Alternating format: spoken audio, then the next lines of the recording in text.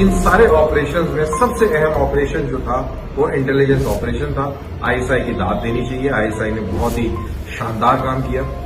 उन्होंने जितने भी ये प्रोविंसेस के जो गवर्नर्स थे उनके साथ में साठगांठ बिठाई, उनको अपने साइड में लिया। फौजी टीवी के मुअज़्ज़िज़ दोस्तों, तारीफ वो जो दुश्मन करे के मिस्ताक एक भारतीय कर्नल ने अफगान तालिबान की फतह के हवाले से पाकिस्तानी खुफिया एजेंसी आईएसआई को मुबारकबाद देते हुए एक ऐसा बयान जारी किया कि दुनिया दंग रह गई। मोदी और इसके हवारी इस गैर मुतवक्के सूरत हाल पर तिलमिला उठे।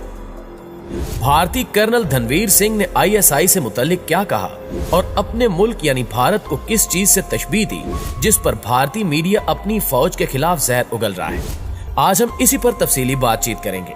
इसलिए मुहिब्बे वतन और आईएसआई से उनसियत रखने वाले पाकिस्तानियों से गुजारिश है कि इस वीडियो को आखिर तक जरूर देखिएगा। तो आइए चलकर मौजू का बाकायदा आगाज करते हैं। प्यारे दोस्तों, ये बात पूरी दुनिया जानती है कि पाकिस्तान की खुफिया एजेंसी आईएसआई का किरदार मुल्क दुश्मन अनासिर की सरकोबी और दिफाई इदारों के लिए इंतहाई अहम है। अंदरूने और बैरूने मुल्क पाकिस्तान के दुश्मन अनासिर के मनफी प्रापोगंडों को रोकने में बिलाशुबा आईएसआई का अहम किरदार है। इस इदारे में शामिल हर फर्द खामोश मुजाहिद है जो पाकिस्तान के दिफा के लिए हर वक्त अपनी जान हथेली पर रखकर मसरूफ जिहाद रहता है। आईएसआई के गुमनाम हीरोज की बदौलत ही दुश्मन हम पर गालिब आने से कासिर है। मुल्की दिफा में दिफाई इदारों के साथ साथ इस अजीम इदारे की बेलौस खिदमात की न सिर्फ पूरी कौम मोतरिफ है बल्कि दुश्मन भी तारीफें करते नहीं थकते। इस इदारे का यही किरदार मुल्क दुश्मन अनासिर की राह में सबसे बड़ी रुकावट भी है। इसलिए बाज नाम निहाद पाकिस्तान दुश्मन ममालिक और इदारों से माली फवायद के हसूल के लिए पाकिस्तानी दिफाई इदारों और आईएसआई के खिलाफ हर्जा सराई करते हैं, लेकिन इनकी सरतोड़ कोशिश के बावजूद अल्हम्दुलिल्लाह पाक फौज, आईएसआई और दीगर सिक्योरिटी इदारों के वकार में कोई कमी नहीं आई, बल्कि अब तो दुश्मन मुल्क भारत के फौजी अफसरान भी पाक फौज और पाकिस्तान की खुफिया एजेंसी आईएसआई की पेशावराना हिकमत अमली की तारीफ करते देखे जा रहे हैं। दोस्तों, गुज़श्ता रोज की एक अहम खबर ने जहां पाकिस्तानियों के दिल मुसरत से शादमान कर रखे हैं, वहीं ये खबर मोदी और इसके हवारियों पर बम बनकर गिरी है।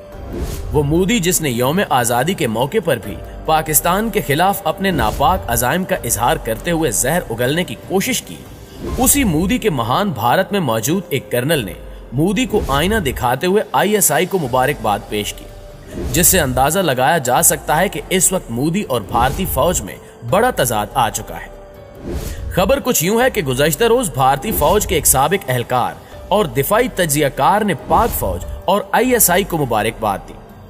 भारतीय फौज के साबिक एहलकार कर्नल धनवीर सिंह ने अपने बयान में कहा कि पाक फौज और आईएसआई ने पाकिस्तान को यौम आजादी पर बड़ा तोहफा दिया, जिस पर वो मुबारकबाद के मुस्तहिक है।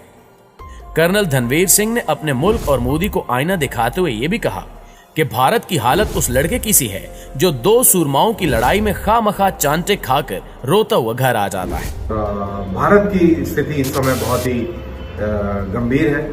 एक उस तरीके से है जैसे कि गली में एक लड़का दो गुटों की लड़ाई में खाम पिट जाता है और रोते रोते अपने घर आ जाता है। इस बयान के बाद भारतीय मीडिया में कोहराम मच गया और भारतीय एंकर्स ने मुतालबा किया कि सिखों को फौज से निकाल दिया जाए क्योंकि ये गद्दार है। दरअसल कर्नल धनवीर सिंह के इस बयान का ताल्लुक तालिबान की फतह से है। भारत समेत अमरीकी हुक्काम भी ये चीख रहे हैं कि पाकिस्तानी खुफिया एजेंसी आईएसआई ने कमाल हिकमत अमली से अफगान तालिबान को फतह दिलवाई और तमाम तर स्ट्रेटजी पाक फौज ने तय की, जिस पर तालिबान ने अमल किया और पूरे अफगानिस्तान को फतह कर लिया। कर्नल धनवीर सिंह ने इस बयान से यह वाज़ेह किया कि 15 अगस्त यानी भारत के यौम आजादी वाले दिन ही तालिबान ने काबुल को फतह किया, जो कि भारत की नाकामी का बायस है और पाकिस्तान ने इस महाज पर भी भारत को शिकस्त दे दी है। लिहाजा इस बेमिसाल कामयाबी पर पाक फौज को मुबारकबाद दी जानी चाहिए। यही वजह है कि उन्होंने वाज़ेह अल्फाज में आईएसआई और पाक फौज को मुबारकबाद दी, जिस पर मोदी तिलमिला उठा और उसने भारतीय मीडिया को पाकिस्तान समेत अपनी फौज के खिलाफ जहर उगलने की हिदायत जारी कर दी। नाज़रीन ग्रामी, भारतीय मीडिया इस वक्त पाकिस्तान पर बेबुनियाद इल्जामात लगा रहा है, यहां तक कि कर्नल धनवीर सिंह को आईएसआई का एजेंट करार दिया जा रहा है, जिससे मोदी और इसके हवारियों की घटिया जहनीत का बखूबी इल्म होता है। आईएसआई पाकिस्तान की अजीम एजेंसी है जो दुनिया के सफ़े अव्वल के इंटेलिजेंस इदारों में सरे फहरिस्त है। एक अहम खबर यह भी है कि आजकल बरतानिया में मुकीम बाज मुल्क दुश्मन अनासिर सरगर्म है, जो खुद साख्ता नाम निहाद इंसानी हकूक और दीगर नामों से मौसूम तंजीमों और ग्रुप्स के लीडर बने हुए हैं। तकरीबन 1 माह कबल लंदन में इसी तरह के एक ग्रुप ने पाकिस्तानी हाई कमीशन पर हमला किया और पाकिस्तान के दिफाई इदारों के खिलाफ नारेबाजी की और हाई कमीशन के अरकान और एहलकारों को धमकियां दी। इस मजमूम हरकत का मकसद अफगानिस्तान में अमन अमल को सबूताज करना और पाकिस्तान को बदनाम करना था, जबकि ये बात भी आया हो चुकी है कि ये एहतजाज भी भारत की पुष्ट पनाही से किया गया। यानी एक बार फिर लंदनी में एक शरपसंद और मुल्क दुश्मन गिरोह की तरफ से पाकिस्तानी हाई कमीशन पर धावा बोलने की नापाक कोशिश की गई। इस शरपसंदी को मुबैना तौर पर जम्मू कश्मीर गिलगित बल्तिस्तान लद्दाख मुसावात पार्टी नामी ग्रुप की हिमायत हासिल थी, जिसके खुद साख्ता लीडर प्रोफेसर सजाद ने इस हमले के बाद एक ट्वीट के जरिए एतराफ भी किया। पाकिस्तानी हाई कमीशन पर इस हालिया हमले की बुनियाद एक नाम निहाद तंजीम की कनाडा में मुकीम खातून की गुमशुदगी और कत्ल को बनाया गया था। उस 28 साला खातून का नाम करीमा महराब है, जो बलोचिस्तान के इलाके केच में पैदा हुई और कुछ अर्सा कबल कनाडा के शहर टोरंटो में मुकीम हुई थी, जिसकी लाश 22 दिसंबर 2020 को टोरंटो में मिली थी। ये खातून 2015 से कनाडा के शहर टोरंटो में ही मुकीम थी।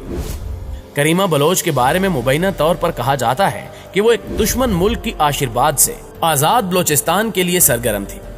प्यारे साथियों, कुछ अरसा कबल ये खबरें भी गर्दिश करती रहीं कि इस खातून के भारतीय इंटेलिजेंस एजेंसी के साथ मुबैना करीबी राब्ते थे, लेकिन कुछ महीनों से किसी लेन देन और इसकी सरगर्मियों की वजह से मज़कूरा भारतीय एजेंसी से इख्तिलाफात पैदा हो गए थे। एजेंसी ने इसको धमकियां भी दी थी।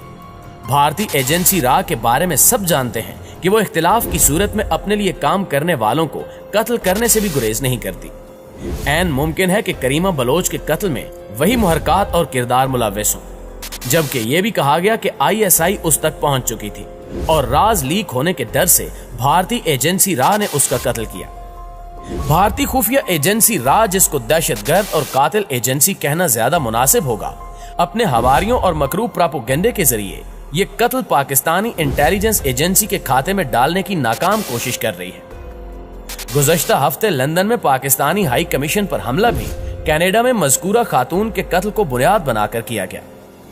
भारत की पुष्ट पनाही पर इस कत्ल को पाकिस्तानी अहम इदारे के जिम्मे लगाने का मकसद पाकिस्तानी दिफाई इदारों को बदनाम करना और भारतीय खुफिया एजेंसी के इंसानियत दुश्मन किरदार पर पर्दा डालना था। ऐसे और भी कई किरदार अंदरूने और बैरूने मुल्क पाकिस्तान मुखालिफ प्रोपेगेंडे और पाकिस्तानी दिफाई इदारों को बदनाम करने के लिए सरगर्म है। ISI ऐसे अनासिर के सामने एक मजबूत दीवार है। करीमा बलोच कोई ऐसी अहम शख्सियत नहीं थी और न ही किसी को कत्ल करना ISI का शेवा है। ISI ऐसे किरदारों के मनफी और मजमूम प्रोपेगेंडों के खिलाफ सरगर्म अमल इदारा है। बरतानिया और दीगर यूरोपीय ममालिक में और बहुत से किरदार जो नाम निहाद पाकिस्तानी कहलाते हैं, पाकिस्तान के खिलाफ एक अरसे से मसरूफ हैं और अभी भी जिंदा हैं।